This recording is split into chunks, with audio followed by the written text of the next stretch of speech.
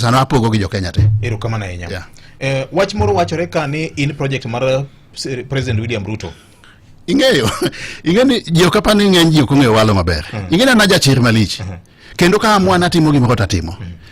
Ing'eyo ni 2019 na wuok na dhi tiyo gi Ruto. To ndalo no ng'eny jo Kenya no ng'e ni ng'ama dhi ka hotelo en jakom. Nikech ne en gi gima ne giwacho ni en wang' ni en gi system to wang' ni en gi deep state.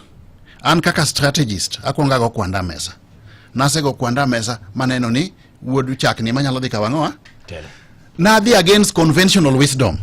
Madhi atiyo gi wuod chak cha. Elela kendo malande elela makawe matere nyaka Nyanza thurwa kucho waringo kode atimo bottom up gi. Yeah? I was a key cog in that campaign. Anatimo giga lela. Ka adwa tiyo gi Ruto. Ere tiende monda wuog e sirikande. Donge yot na monda ti kode sirikande ni. Nikech ane ma en telo sani. To kendi neno ka nitie ji mang'eny kabisa masani laro tiyo kode.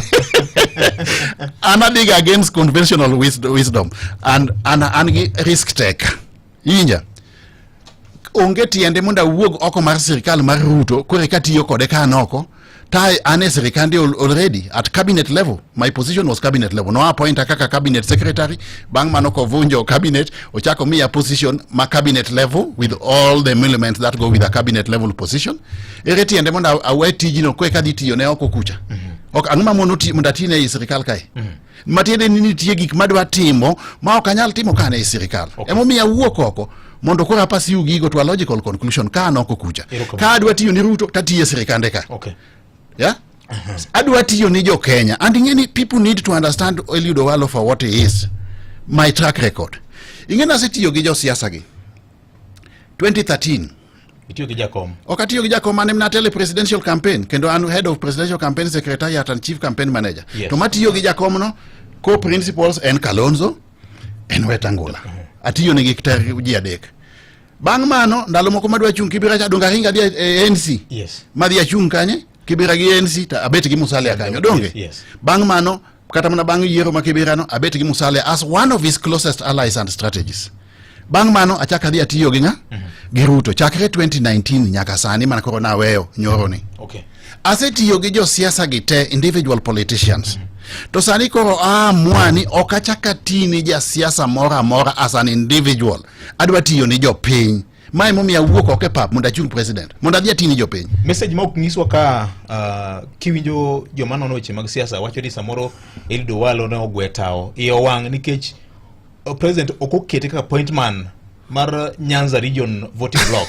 Nyanza region voting block diko nyawagano. Nikech biro maro nyaka wangi badegene odislodge from the equation. I don't want to talk about those people. Mago my juniors ndalo mne ane ODM kuno. Okadwa way about them, yeah? I'm more issue based. Okay, discuss the personalities. Yeah, I'm very focused. I don't discuss personalities.